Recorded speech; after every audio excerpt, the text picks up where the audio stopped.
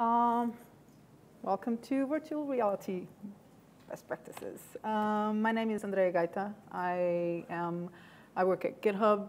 I am a Mono developer, although I don't do much Mono these days, but I do still do C#, so that's okay. I worked at Novell and Xamarin, and then I moved on to Unity, which is a game development engine platform, where I got kind of bit by the game development bug, because it's fun. And so these days I'm at GitHub, but this is how I end up here doing a VR talk, which is not a thing that I usually do. So this is going to be first time I do this, and VR is not easy to demo. So let's see how this works. Okay, so VR is a platform like any other platform. It's a platform like a console, PC, or mobile. So what you need to always be aware of is when you're developing for VR, you have to know what VR you're developing for. So you're the content creators, or you're the ones that are building the content for VR, without which VR does not exist. And there is very little content right now because everybody's experimenting. Consumer versions don't exist or barely exist. So we are just still figuring out how this works.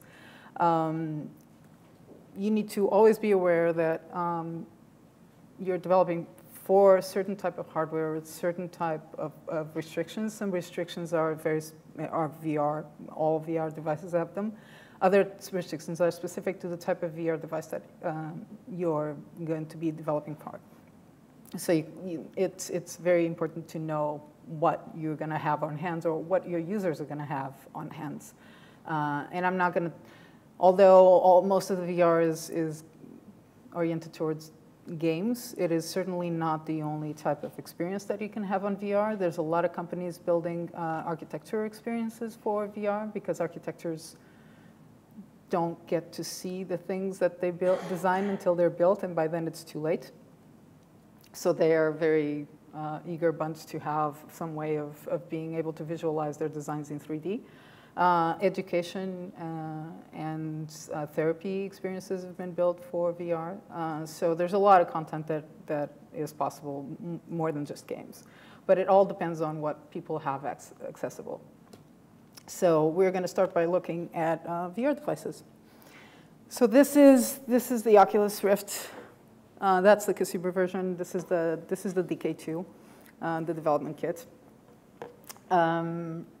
It is basically this version is a Galaxy Note screen with two lenses where you can stick your eyes and see things, and HDMI connectors, and it's a very simple. The VR itself doesn't do much beyond having a bunch of sensors to track the position of your head, basically, and that gets fed out into the computer.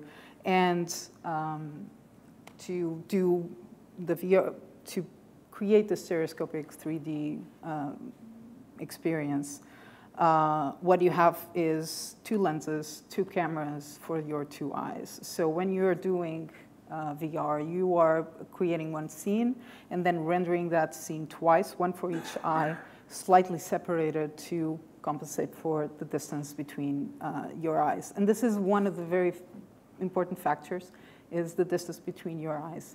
Everybody has a different distance, and that affects the 3D sensation. It affects how you measure depth and distance to objects.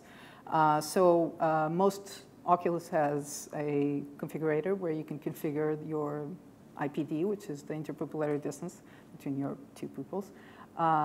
So it's part of your profile. So when you play games, you play it with your profile, and it's configured for your eyes. And everybody should go through a configuration for this type of data. So if the device that you're targeting doesn't get this data because for some reason they don't include a configurator in their standard SDK, you should totally get this data. Also height of the player, because you're building an experience that's usually pretending to have a thing here.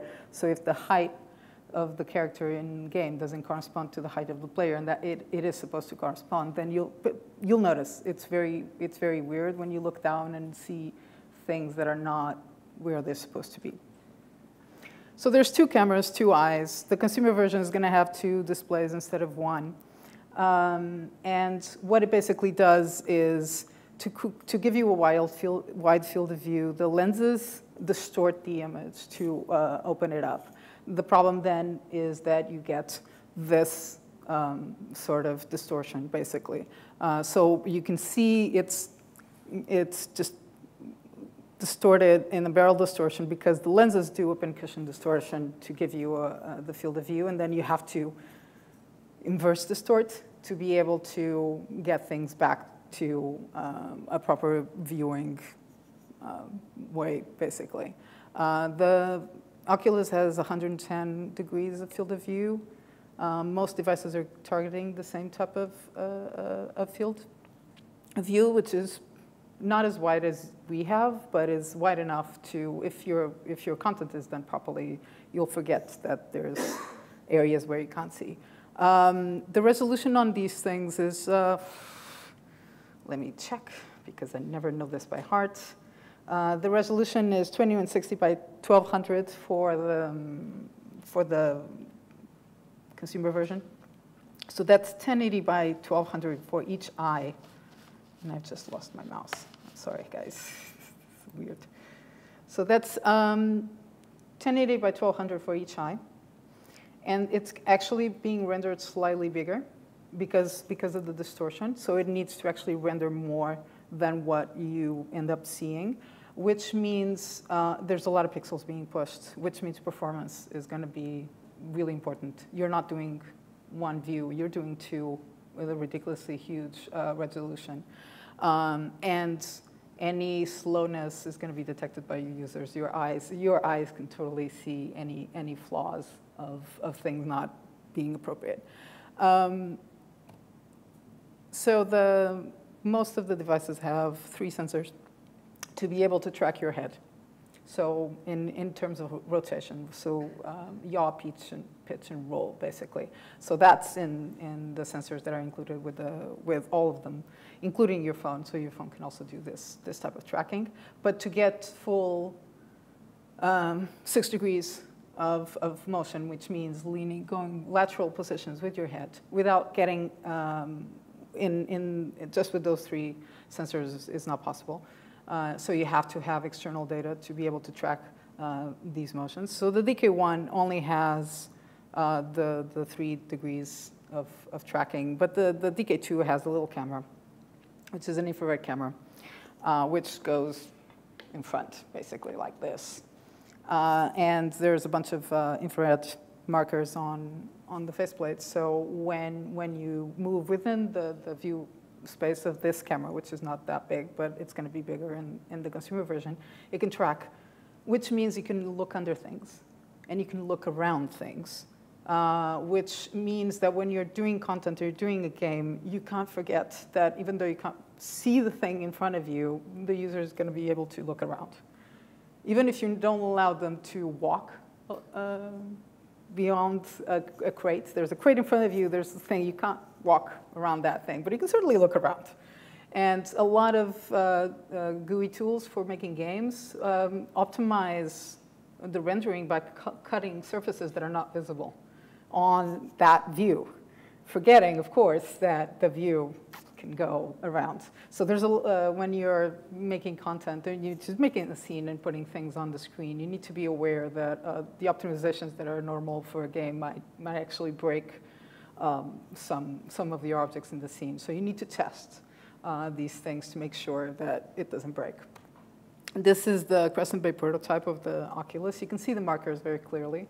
There are markers in the front and back so that when you can turn, it can track your head when you turn around. Because if this one only has markers in the front, as soon as you turn to the side, there's no more tracking. And it's very jarring when it loses tracking. So it jumps. So you want to not lose tracking. Something interesting that is audio is always present in games, not It's never present in other types of applications, but it is surprisingly important when you're immersed in an environment where that space is your space. As soon as you get into the Oculus, it becomes your space. Your brain is completely fooled by the space, which implies that you can send positional audio to trigger things, and the ears will know where things are coming from. So there's tools being built for positional audio where you can activate sounds in different areas, which will give your user a sense of if they turn around, the audio is going to change, or if something happens over here, something is going to change. It's just another area that is just growing. There's not that many music artists or audio people, not even people that know music, but audio people that can do a good audio experience in the gaming industry. So it's a very interesting thing that is growing. So that's the Oculus. So Valve is doing their own VR thing, and they're building the Vive with HTC. So the Vive is the same thing, same resolution. The difference with the Vive is the way they track your position. Because in VR, it's all about tracking. If you're moving and the experience is not moving with you, you're broken and you're going to be sick, at least, or not use it at all, of course. So tracking as accurately as possible is like the most important thing. And those holes that you can see are sensors. So the Vive is covered with 37 sensors that are picked up by 2 laser stations. This is the part of the manual for the Vive that the Valve released, so you can see how it's going to be. So basically, you have one sensor on one side and one sensor on the other, and it's tracking this area, so it gives you a space. So this immediately tells you that Oculus is going for a more sitting position in terms of the experience. You have a camera. They do have cameras in tripods, but most of the experience is you're sitting down and you're doing things sitting down usually. Valve is going for a more movement experience. I tried the Fruit Ninja demo with the Vive, where you slicing fruit. It's a lot of fun because everybody that puts a VR thing on basically wants to get up in 2 seconds afterwards because you want to move and you want to look around. And looking backwards when you're sitting down is complicated. So it's very natural to just stand up. Oculus does some demos where the chairs move around, so it's easier to just rotate. But this is very likely going to be a thing that is going to be very popular. Then we have the gear. So this is the Gear VR. So as you can see, it's actually more polished than the Oculus. It's kind of nice straps and everything that are adjustable. So the gear is different because the gear is mobile. Is all about the mobile experience where you're not attached to cables that run to your computer. You're attached to this, which is attached to the faceplate. This is a Samsung S6. It only works with Samsung S6, at least this version. I don't know what they're going to do for the next version, but likely they're going to select a certain phone that meets their specs, and they're going to use it. So as soon as you attach it, it runs a home screen that is a 3D home screen where you basically just select what you want to do. It has cinema and VR experiences, and it has games. What it doesn't do is head tracking on 6 degrees of motion because it doesn't have external cameras to track this, so it can only track what the phone tracks, which is the rotations and acceleration, basically just the 3 degrees. It works surprisingly well. The resolution is slightly lower, but it's a perfectly fine screen. And it has a store already, so you can actually buy games and play things with it. And it has a touchpad. So you interact with it by going like this on the side of your head, which gets a bit tiring at some point because you're banging your head. But it does work well. And the problem with having the phone here is that it heats up because it's a phone and it's rendering 3D, so it's going to work a lot. There's a mini USB port under it, so you can actually have it plugged in and charging. So I have my pet rock, which is a USB battery.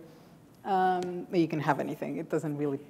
It's a phone that's pulling a lot of energy, so you want to have a battery that gives it fairly good power. The other thing, because otherwise it's going to die very soon. But the other problem is that if the phone overheats, it's going to fog up the lenses, because it's going to be very, very hot. So the good thing is, because you can connect the phone via the gear with a USB battery that you can put in your pocket, so you can still be mobile. It will take some of the load out of the phone, so the phone doesn't have to power the whole thing. It's going to use the battery to give it some juice, which is enough to get the heat down so it doesn't fog up the lenses. So the gear has, I'm pretty sure it has a fan in there to make sure the phone doesn't really, really overheat. I never had it crashing or really going bad. As long as it's always connected to power, it can run fine, and it doesn't have any problems. I've had 6-hour sessions with this thing, and it's really comfortable. So these are the tips for at least this one is definitely a tip that you should always be aware of. The higher the CPU, especially on a mobile, the hotter it gets, the worse it's going to be. Either the phone's going to shut down or it's going to fog up. Keep the original cable if you play with the Gear VR, because the Gear doesn't like any other cable. It will complain, so don't lose it. It also has a developer mode, and for you, the developer developing for one of these things, this is important, and it's hidden away. You can trigger the phone into developer mode for the Gear, which means it will run without being on the Gear itself. The phone is going to be rendering as if it was on the Gear. This is because when it's not running normally, if I don't have my face in there, it's not doing anything. There's a little sensor here. There's a little sensor here that detects that my face gets close, and as soon as I put my finger on it, it turns the phone on. But that's really annoying for developing, because you don't want to have your face in there all the time when you're testing. So you can enable developer mode, and it will be able to, you don't have the tracking data of the Gear, the sensor data, but at least you have the screen so you can see what's going on. You can also, this is an Android phone, so you can do all of the things that Android development allows, and you can. There's also a monitor app, so you can see, you can connect to it and get data of rendering speed and latency from the phone when you're running wirelessly over the ADB protocol. So let's go quickly through the rest of the stuff. Sony VR, again, same thing. Slightly lower resolution than the Oculus and the HTC Vive. A different way of tracking, this time with lights, because they have the Move technology with the light cameras on the PlayStation. So they're basically tracking the helmet with the same technology of light. I mean, you can go around and it will track you, and they were going to use the Move controllers for the same system. Interestingly enough, this device is going to be having a higher refresh rate than the Oculus. The Oculus and the Vive are targeting 90 refresh rate. This one is targeting 120, which I'm not sure if the PlayStation can do. But frame rate is really important for a good experiences, so we're going to get to that in a bit. I'm going to just go quickly through all of the other ones that exist. This is an open source VR. So there's schematics for building this. They will give you all the materials and all the schematics, and you can build this in your home or buy the kit. And there's an open source SDK available for it. So they're planning on a full open source experience on the Razer. And then there's all of these that exist right now. The Oculus, the Vive, and the PlayStation VR are going to be announced next GDC 2016 in March. So very likely they're going to hit the markets by June. As a consumer version. And at least a bunch of these are also going to hit the market. These already exist. Some of them are like you can only order them by talking to people. Others are available. So it's going to be interesting. Go quickly through AR. If you haven't heard about the HoloLens, AR is different in that it's not about the immersive experience, it's about the augmented experience. So while on VR, you're in a completely different space and completely separate from the real world. It's a different, like it takes over your senses.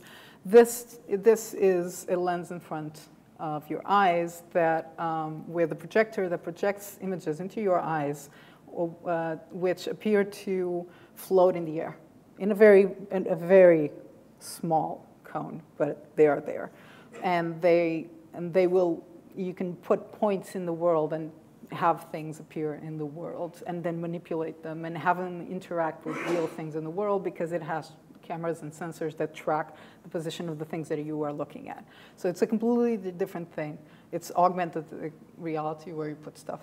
You're going to put stuff here, basically, and only people with the goggles are be able to see. It might be launched later next year. It is going to be way more expensive than VR, and the way of developing for it is also with Unity, also with game tools, but things are still under work, so we don't know. They're building a whole Unity integration package for the HoloLens, so you can totally do the same type of content, but it's very secretive right now. So just quickly, like Google Glass was the first initial try of this, but this is really just a little screen that renders things. It doesn't track anything about you or the world. And then there's Magic Leap, which is showing a bunch of amazing videos like this, where you can put things in your hands, which is the premise of the AR, where you can put things in the real world. But again, we don't know. There's no hardware or anything. Yeah? It's magic. Yes, it's magic. We'll see. They're very hush-hush about it, but they're there. It's interesting videos. Controllers. This is the thing that's going to come out because of the VR. So right now, everybody uses Xbox controllers or PlayStation controllers to interact, or the keyboard. But it's really hard with a thing on your face to see where the keyboard is, or even use a mouse. So the usual experience is you have a controller in your hand, and you're using a gamepad, Xbox or PlayStation. Xbox is the most popular. But with the new experiences, that is not enough. Because it's not enough. So Oculus is going to come out with a touch controller, which is this little thing, half moon with a stick and buttons that is going to track, and you can see the markers there. It's going to also be tracked by the same cameras, and it has sensors on its own, so it can track the motion of your hand, and it can track your hands, and then it can be also tracked by the cameras. So the game knows where your hands are, and it can position a virtual hand or a virtual avatar of whatever you're holding in the game. Valve is doing this, which is a stick with sensors, those are sensors, on top. And again, being tracked by the laser sensors that they have positioned. These work amazingly well, I've tried them. In game, if someone hands out, you're in the game, and someone hands out this to you, which is getting tracked by the sensors, you can actually reach out and grab it because it gives you all of the cues of where it is. You can see it in 3D, and it's exactly there, and you can grab it. So it's really well done. The accuracy of the tracking is amazing, and it can be whatever you want it to be in game. It can be a hand, it can be a sword, it can be whatever. It's kind of similar to the Wii sticks, basically. Everybody's just going through the Wii stick thing, but in different types of configurations for accurate tracking. You can have two of these and just do things. VR, doing light tracking, so with the Move controllers. And then there's Leap Motion, which is a separate accessory that you can buy right now. It's available. That goes into the Oculus or whatever you want to track. It gives you a wider field of vision than the faceplate actually does, and it can track your hands. This is all about tracking hands. So it not only can give you positional tracking of where you are, but it can also track your hands and make virtual hands in the world, so you can interact with things. It also has a base, like a base monitor that can talk to the device and give you more accurate tracking. And I'll show you an example of what they do with this in a bit. Then there's other players in the system, which this is a reactive grip. And there's where you grab it, there's a rubbery thing that expands depending on what happens in the game to give you tactile feedback on the strength or whatever you want. So if you're pushing against something, it will contract against your hand to give you tactile feedback on the force that you're getting back. So it gives you actual, which is called the haptics reactive grip. It actually gives you tactile feedback, which is something that nobody else does. And it's something that you miss, even though if you can see your hands. Seeing your hands is something that you miss, and even if you can't see your hands, pushing buttons without having feedback or grabbing things it clashes with the experience. So they're trying to solve that this way. The Razer Hydra is another one. This is just basically tracking controllers, so where you can track your hands again in game. And then Virtuous Omni is doing this, which is a whole thing where you walk. It is tracking your position. It has a rolling, the shoes have sensors, so they can track your feet. And when you walk, it rolls. So you can walk on it and just be in that, which is basically where we're getting to. Okay, so let's talk best practices. So when you're building content, scale is important. It's suddenly very, very important. You have to have 1 unit, 1 meter for your whatever tool you're using. You're using Monogame, you're using Unity, you're using Unreal, it doesn't matter. You have to have one-to-one mapping of everything because scales of things are important. The height of the player is important. All of sizes are important. Minimal sizes for finger targets of anything, at a button or anything that you want to be interacted should be no smaller than 20 millimeters.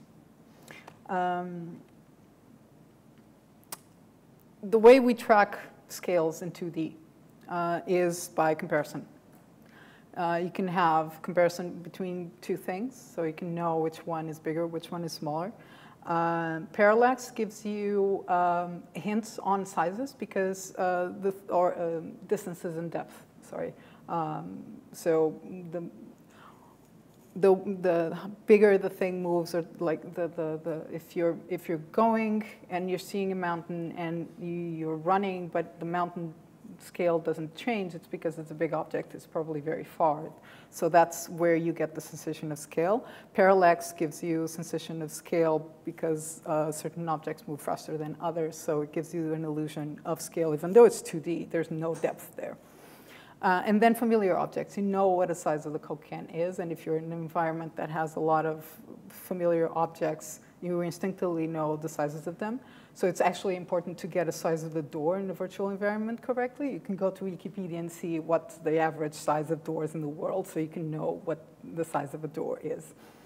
In 3D, there's also another way of telling what the sizes of things are, which is when objects get closer to you, your eyes rotate to keep them in focus, and the brain takes that rotation as a clue for the distance and depth and the size. And that is dependent on the actual distance between your eyes, because you have both of them working for this depth effect, right? Which means that while your distance between your eyes in the real world is constant, so the brain always knows what it's comparing against. In the virtual world, it depends on the configuration of your cameras. So when you're rendering a scene, you have two cameras, and the two cameras that are rendering that view for your two eyes need to be separated by the same distance that your eyes are separated, so that when this effect of the brain trying to track what an object coming to it and figuring out the scale of it actually works. An interesting thing is that if you change in the game, if you change the IPD and the height, you can actually change the scale of the whole world without changing the world, because that's how your brain is actually figuring out what sizes of things. So if you want to be a little mouse, you just scale the height where the cameras are and the distance that they separated, and then just render that without touching the world, and suddenly you're a mouse view or a giant view. So because the brain. Simulation sickness is the biggest problem, and this is the focus of the talk. I have a huge ton of tips. I don't know if we're going to go through all of them, because I would like to show some other things. But basically, if people get sick in the VR, there's no experience. It's very easy to get sick. Some people get sick more than others. It's all about a clash of information between what your proprioception system, which is what your body knows about itself in terms of motion and speed and everything. We have inherent knowledge about where our things are in our body and how we're moving them, even though we're not looking at them or might not feel them, but we know. And this sense of position in self, if you're moving in a VR world and you're not actually moving, it clashes. It is not, because your eyes are the center of the world, basically the eyes override everything in terms of, you can trick your brain into believing that you're moving without actually moving. And we rely on our eyes for a lot of this information. This is why not everybody gets sick, because you can make an experience that is believable, that doesn't clash, because it overrides these senses. But if you do certain things, you will. So we're going to go through these. This doesn't happen only in VR, by the way. The Apple Parallax gets people sick because the contour motion is one of the movements that just completely kills your inner ear. Destiny has a UI that does a counter motion thing, and in early versions they were making people sick and they had to tone the movement down. Even Witcher 3 has a mode when you go into Witcher sensors. It blurs and distorts the screen to just like be in the Witcher view, where everything is distorted, and then there's double colored things that pop up. And you usually have to move around in this environment. And this makes a lot of people sick. And it's the same type of symptoms. There's mods to disable this because it affects some people so much. To minimize this stuff, these are the three things that you need to be aware of.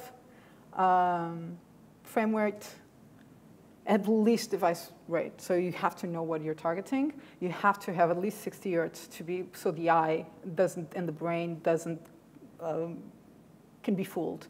Because if you have less than, frame rate less than 60 hertz, which is 60 frames per second, you're not rendering fast enough to update the data that you're getting from me moving and me doing things. So what happens is you have to jump frames to get ahead, because I move your head, but you're not rendering fast enough to actually show this movement, even if you have all of the data.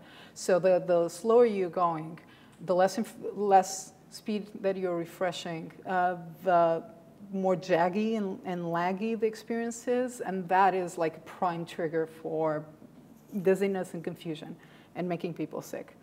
Because then the information is just going all over the place, and your eyes will get extremely tired of seeing things jump around.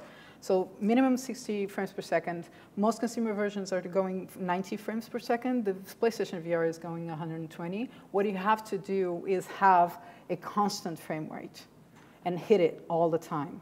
If you have an average frame rate of 60, but then you're going 2080, 2080, that's not good, because it's going to still drop frames and it's going to still go jittery. And when you do that in front of, like right here, it's going to break people. So you want to know which device you're targeting, pick a frame rate, and just hit it. And you have to hit it, which is why developing for the gear is so much harder, because hitting those types of rendering speeds on a phone is extra annoying. And also, this is going to be hard in the consumer version because there's a lot of pixels. It's huge screens. The resolution is enormous. Hitting those frame rates requires beefy computers, which is why Oculus is now getting saying that the computer that you have to have it has to be beefy, it has to be big. Latency, 20 milliseconds. This is from sensor to photon, which means 20 milliseconds from the time you read the sensor data off of the device to you shooting a photon at people's eyes. There's latency going on in the pipes between all of this data coming through. You can hit it. Anything bigger than 20 milliseconds, you're not going to be showing what people expect. So even if I move my head slowly, what I'm seeing happening in front of me is not what I expect, because if the latency is bigger, because the sensor data is not being updated to the screen fast enough. So to keep people from being sick, this is the speed that you have to hit. There's developer tools and profiling tools that will tell you what the latency is, and what you need to do is make sure that all of the calculations in your game loop, when you go like update data and render, are as fast as possible so that you hit this. That's the magic number, basically. Latency from information off hands can actually be higher. We have less of feel for the speed at which our hands were supposed to be where on screen. So when you're using, for instance, sleep motion or other things to track your hands, the latency can be higher, it can go up to 28 or 30.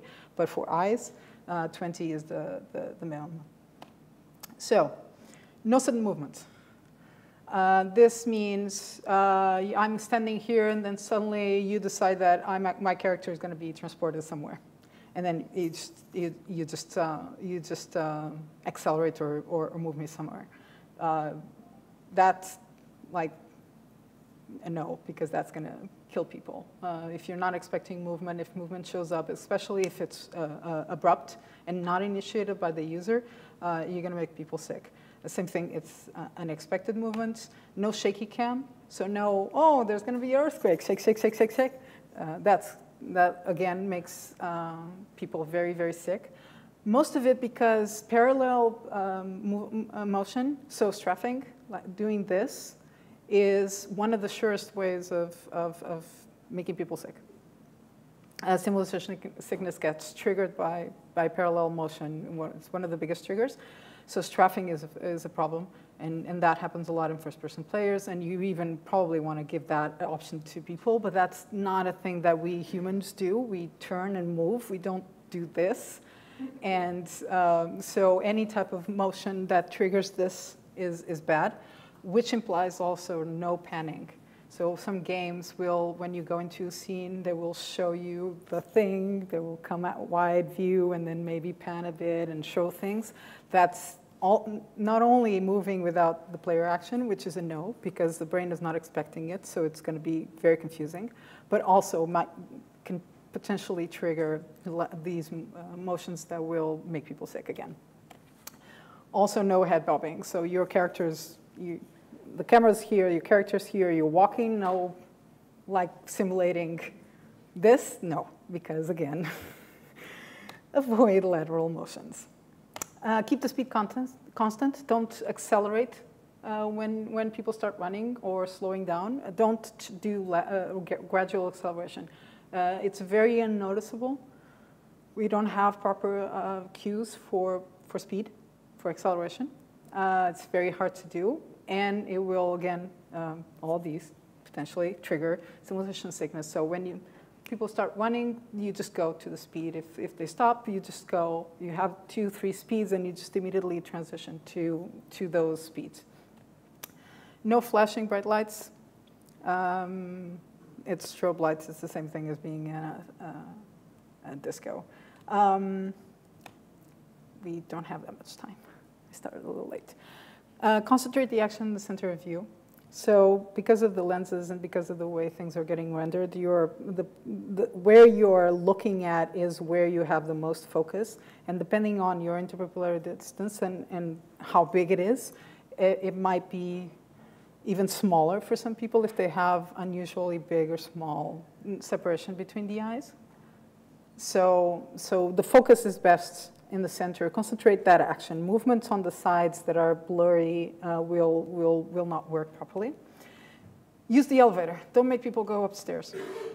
Because going upstairs, lateral motion, not good. Just put them in the elevator and then go up. Okay. So we have 5 minutes. So text rendering is a problem because, again, focus on the center of the lens is hard. Keep text short and close to the center of vision. It can be there, but don't make people read long lines. That just put the text and it's like this floating text. When I want to interact with this menu, this is from Darknet. When I want to interact, I look at it and it will come up to me. And when I look down, when I do this motion, it will scroll the menu. So I don't actually have to look down. I'm triggering a scrolling, the menu will just float up to come to me. So when I'm looking at text, I'm always looking in front, and it's not forcing me to do a lot of eye movement because the columns are short. So again, menus for fall motions, no things that are fixed and follow the eye. So if the menu is here and I look away, the menu should be there. It should not follow me. It should not be tied to where I'm looking at. It's there. If I want to look at it, I will look at it. It's nothing that in the VR world should be fixed or not interactive. It should always be a thing that I can look or not look at. Text contrast is important. And then everything should be responsive because people are going to poke everything. As soon as they realize they can poke anything, they will poke anything. So this is a demo of the leap motion hand tracking with a menu. So you can interact with it. It knows where your hand is, and you can see states. They have a whole UI toolkit for building these widgets and putting them on with best practices, and you should go look at what they have because it's really good. A lot of best practices on how to put widgets on the screen, menus and toolbars and buttons and all of these things to work with VR. Few examples of games that are breaking the barrier of things that have never been done before, or do it in a different way. Keep Talking and Nobody Explodes is a bomb defusing game where you can actually play without a VR device, and you should. It's really good.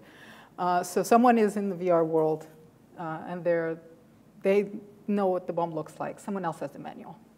And you can either print it or look it up online. And basically, the guy with the manual has to tell the girl with the VR device how to disable it by asking questions and like, what's the color of the wires and how many batteries it has or what's the serial number, stuff like this. And if you don't do it on time, it explodes. It's awesome. It's an amazing game. And it's very static, so you're sitting down, you don't actually move around. So you can play with the DK1, which doesn't require 6-degree positional tracking, which is really nice. It does everything really nice. The colors are subdued. It's not very bright. It doesn't play around with your senses. It's just trying to defuse a bomb. It's a good game. Darknet is another really nice game. It's for the Gear VR.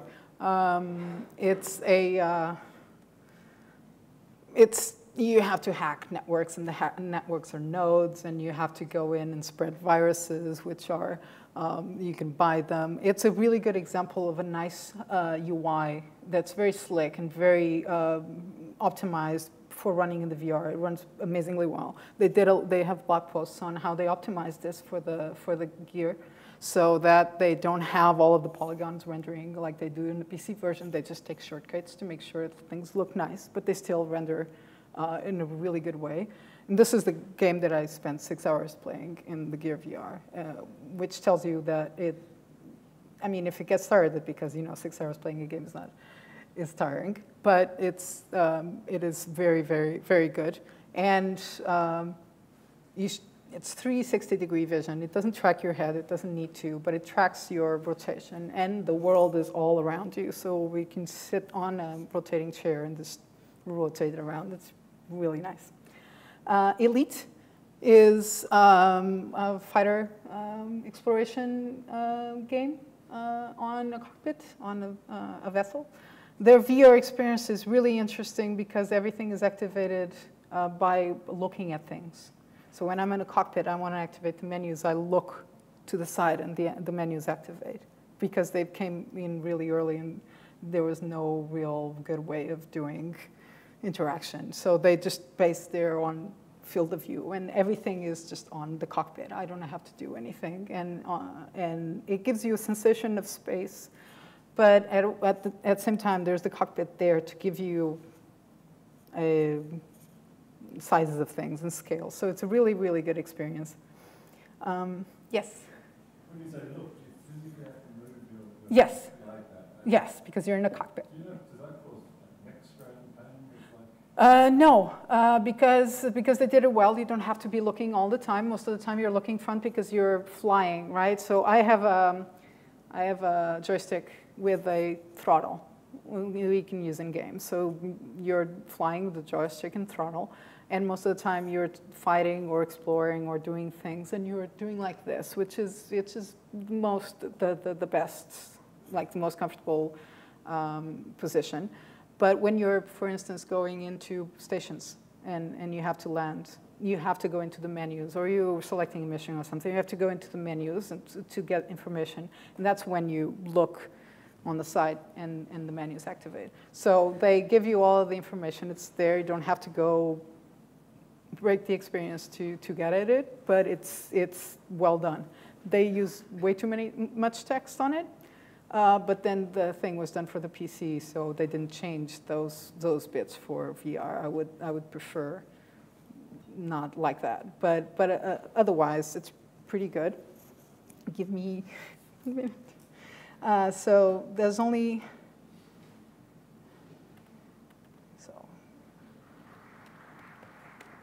any other questions?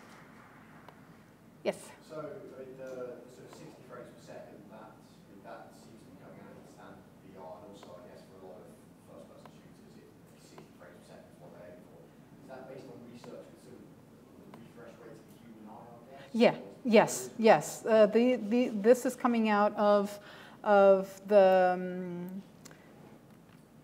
This is coming out of the Oculus Research Center, where they've been doing all of this research with stimulus or sickness and optimal experiences and latency times. So they've built a latency tester. You can buy it, which will tell you exactly how much in the hardware, how much latency there is from the sensor to the screen. So you can do that.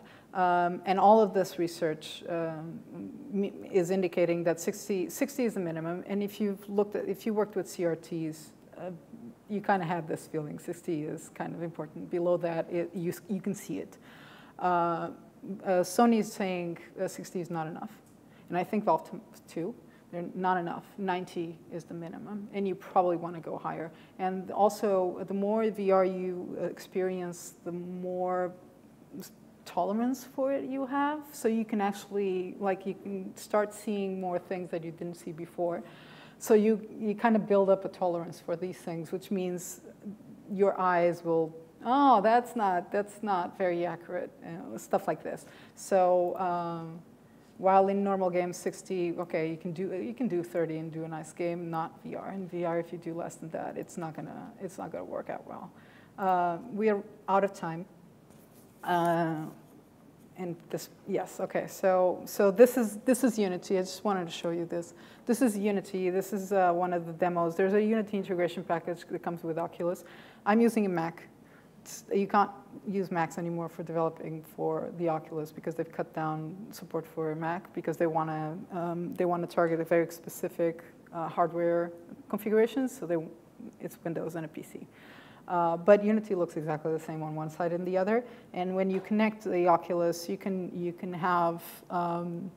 see, and you can make a game and see the reaction and get the sensor data off of it, so you don't have to stuff your face into the Oculus every time you want to see anything, and you can build this. You can do, the reason I'm pointing at Unity is because not only can you do C# on it, you can also do F# and any other .NET language on it. So in all, I thought it was a good target for this community. So anyways, this is what you can do right now. Unity is free. You can download and you can use it, and you can set up the Unity integration for VR. It comes, there's documentation online. It's very easy. And then you can just build experiences and try it out. Thank you.